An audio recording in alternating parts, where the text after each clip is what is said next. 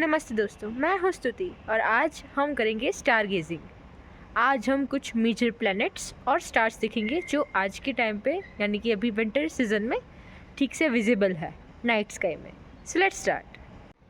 पहले हम अपने मेन स्टार से शुरू करते हैं। ये है सीरियस स्टार। सीरियस हमारे नाइट स्काई का ब्राइटेस्ट स्टार है। सारे स्टार्स में से सबसे ज़्यादा ब्राइटनेस इसकी है। सबसे ज़्यादा ब्राइट हमें नाइट स्काई में यही स्टार दिखता है। और जब भी आप इसे ऑब्ज़र्व करोगे, अगर आप आजकल में ऑब्ज़र्व करोगे तो आपको एक और स्टार दिखेगा जो इससे भी ज़्यादा ब्राइट होगा, जो है जुपिटर। पर क्योंकि जुपिटर प्लैनेट है तो ये हम इसे ब्राइटेस्ट स्टार नहीं कह सकते, तो ब्राइटेस्ट स्टार सीरियस ही रहेगा। सीरियस जो है, सीरियस की जो लाइट हमें दिखती है, ये अभी कम दिख रहा होगा क्योंकि अभी क्लाउडी है थोड़ा सा। तो सीरियस की जो लाइट हमें दिखती है ब्लू कलर की दिखती है हमें। आप अगर ठीक से देखोगे तो आपको पता चलेगा कि इसकी थोड़ी लाइट ना थोड़ी ब्लूइश टाइप है। तो इसकी जो लाइट है वो सिर्फ सीरियस की नहीं है, इसकी लाइट जो है ये दो स्टार्स की कंबाइंड लाइट आती है। Sirius A and Sirius B, ये दोनों स्टार्स एक साथ है। शायद ट्विन स्टार्स है, मुझे ज़्यादा ठीक से याद नहीं है। जो सीरियस ए स्टार है यही हमें दिख रहा है। सीरियस बी हमें नहीं दिखता क्योंकि वो एक ड्वार्फ स्टार है, वाइट ड्वार्फ है, तो वो हमें इतनी जल्दी नहीं दिखता। तो ये सीरियस स्टार अकेला दिखता है, पर लाइट हमें ऐसा लगता है कि दोनों स्टार्स की कंबाइन आती है। अब ये है जुपिटर। जुपिटर हमें जैसा पता है कि एक प्लैनेट है। ये भी जेमिनी कॉन्स्टेलेशन में है। जुपिटर के पास आपको उसके जुपिटर के लेफ़्ट साइड में आपको दो स्टार्स दिखेंगे जो है जेमिनी कॉन्स्टेलेशन के स्टार्स, कैस्टर एंड पोलक्स। जो जेमिनी कॉन्स्टेलेशन में जो सिंबलिक है उसका 2% का उसके हेड्स है। जुपिटर से थोड़ा नीचे आपको यहाँ पे कहीं पे दिख रहा होगा प्रोक्योन। प्रोक्योन जो है वो एक दूसरे कॉन्स्टेलेशन का स्टार है, पर वो भी काफ़ी ब्राइट स्टार है और काफ़ी बड़ा है, तो हमें इजीली दिख जाता है।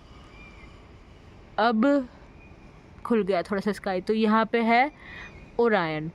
ओरायन कॉन्स्टेलेशन अगर आपको दिख रहा हो तो इसको हम कैसे आइडेंटिफाई करते हैं कि उसके बीच में 3 स्टार्स की बेल्ट है और 4 स्टार्स उसके सराउंडिंग है।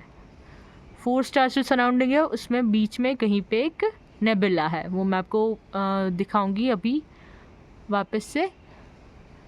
फिर यहाँ पे है टॉरस कॉन्स्टेलेशन। टॉरस कॉन्स्टेलेशन भी बहुत बड़ा कॉन्स्टेलेशन है, काफ़ी ब्राइट कॉन्स्टेलेशन है।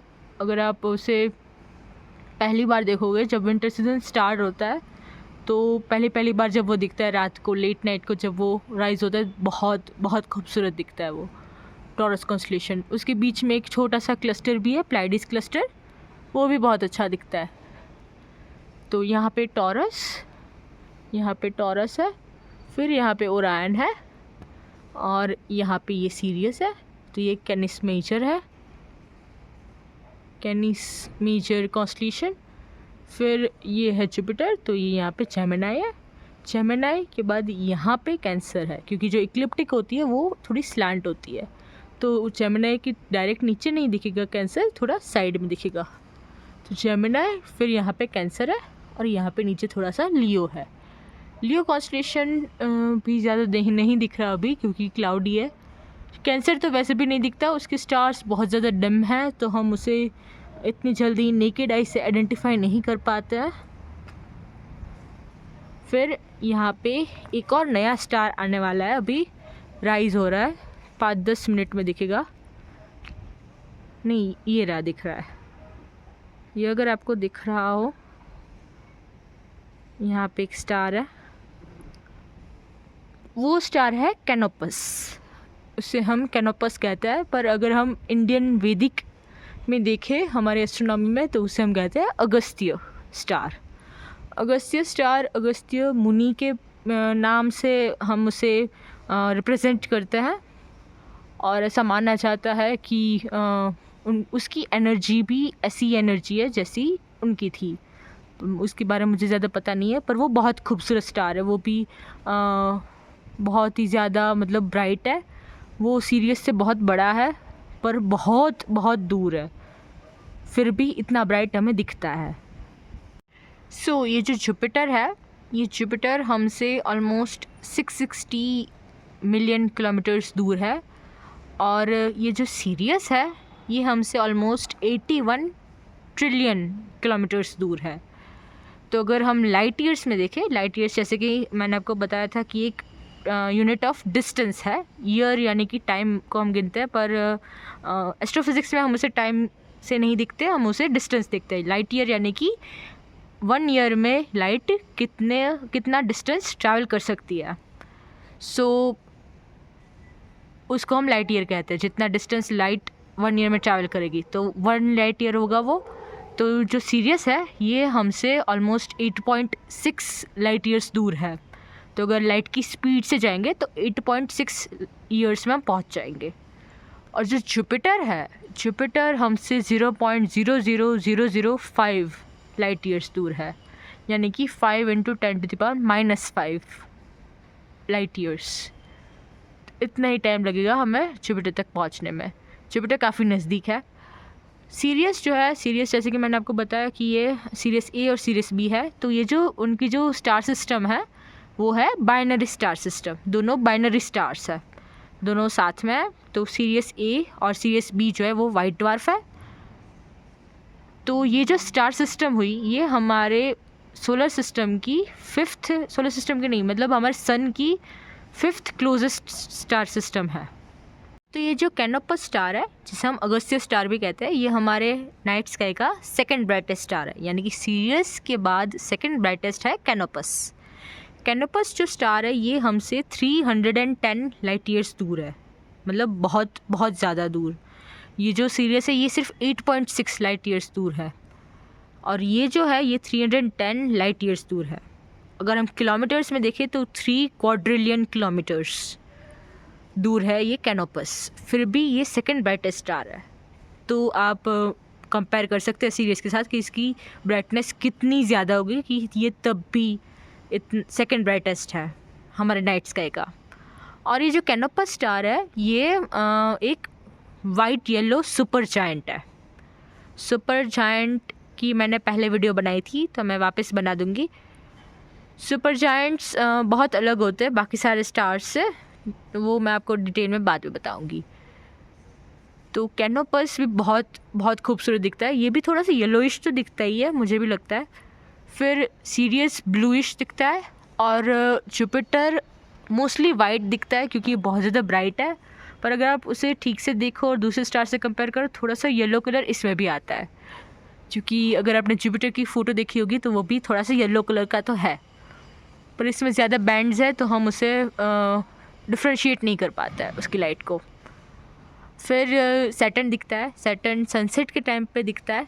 सनसेट से 1 घंटे में, सनसेट के बाद 1 घंटे में वो सेट हो जाता है। तो सनसेट के टाइम पे आप सैटर्न को देख सकते हो।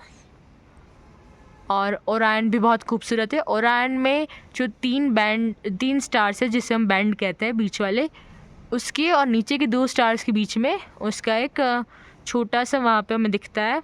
अगर आप बहुत ज़्यादा डार्क जगह पे जाओ तो वहाँ पे छोटा सा हमें एक स्टार दिखता है। 3 स्टार्स दिखते हैं एक्चुअली, पर उसमें जो सबसे डिम स्टार होता है ना, बहुत ठीक से देखने पे दिखता है, वो है ओरायन नेबुला। तो वो एक लौता ऐसा नेबुला है जो हमें नेकेड आई से दिखता है। नेबुला वो जगह होती है जहाँ पे स्टार्स का बर्थ होता है, जहाँ पे स्टार्स प्रोड्यूस होते हैं। और स्टार्स की प्रोडक्शन भी एक बहुत लंबी प्रोसेस है, तो उसकी भी हम वीडियो बनाएंगे, और थोड़ी सी ब्लैक होल्स की वीडियो बनाएंगे। तो आजकल में वो वीडियोस भी आएगी।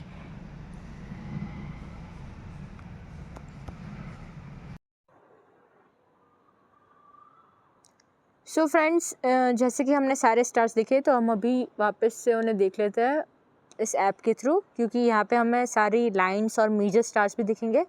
तो ये जो कैनोपस मैंने कहा था, ये कैनोपस स्टार है, तो इसके बारे में आप डिटेल्स यहाँ से देख सकते हो। फिर ये सीरियस जो हमने अभी बात की, ये 2 स्टार सिस्टम्स है, बाइनरी स्टार सिस्टम्स। ये प्रोक्योन और ये जुपिटर। जुपिटर के पास जो 2 स्टार्स आपको दिखेंगे वो जेमिनी कॉन्स्टेलेशन के हैं, तो वो दोनों है कैस्टर एंड पोलक्स।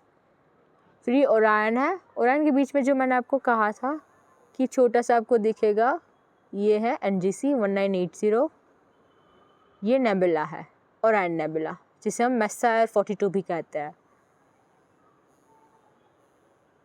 फिर ये है टॉरस कॉन्स्टेलेशन, जैसे कि हमने उसकी बात की थी। ये प्लाइडीज क्लस्टर है, जो 7 स्टार्स मेन है उसके, वो भी बहुत खूबसूरत दिखता है, ब्लू कलर का है। फिर यहाँ पे जेमिनी जुपिटर के साथ ये कैंसर, फिर ये लियो कॉन्स्टेलेशन है। यहाँ पे ये वाला कॉन्स्टेलेशन भी है, फिर ये भी राइज होगा फिर दिखेगा। ये है उर्सा मेजर, जिसे हम हमारे इंडियन वैदिक में सप्तऋषि भी कहते हैं। इसकी भी एक इंटरेस्टिंग स्टोरी है कि सप्तऋषि जो है उनकी जो वाइफ्स है वो ये प्लाइडीज क्लस्टर है, इसलिए दोनों 7-7 है, तो ये स्टोरी भी उससे जुड़ी हुई है। फिर ये एरीज यानी कि टॉरस से पहले जो एरीज आता है, ये एंड्रोमेडा गैलेक्सी। यहाँ पे आपको एंड्रोमेडा गैलेक्सी दिख जाएगी नेकेड आई से, पर उसके लिए आपको बहुत ज़्यादा डार्क जगह पे जाना पड़ेगा, और अभी मैं रिकमेंड नहीं करूँगी देखने की, क्योंकि इतनी अच्छी नहीं दिखती, क्योंकि ये अब सनसेट के साथ साथ चली जाने लगी है। तो विंटर सीज़न जब नया नया स्टार्ट हुआ था तब मैं देखती थी, तब बहुत अच्छी दिखती थी, तब बहुत क्लियर भी दिखती थी। यहाँ पे पाइसीज़ है, तो ये जो इक्लिप्टिक होती है ना, वो थोड़ी सी स्लांट होती है, कि हम ऐसे मतलब हमें लगता है कि हाफ सर्कल बना के ऐसे देख सकते हैं, ऐसे एरीज करके, ऐसे तो नहीं होता वो ना। पाइसेस, फिर थोड़ी सी स्लांट एरीज, थोड़ा सा स्लांट टॉरस, फिर थोड़ा सा स्लांट जेमिनी, फिर कैंसर और लियो। ऐसे पूरा मतलब 90 डिग्रीज़ का हाफ सर्कल नहीं बनता है, थोड़ा सा स्लांट होता है, थोड़ा सा छोटा होता है। और ये कैनोपस मैं वापस आपको दिखाऊंगी जब ये पूरा मतलब ब्लूम में होगा। सो फ्रेंड्स, आज की वीडियो में आपको कैसा लगा मुझे कमेंट्स में ज़रूर बताइए। मिलते हैं नेक्स्ट वीडियो में नए म्यूजिकल टिप्स के साथ। Till then keep looking up and stay curious.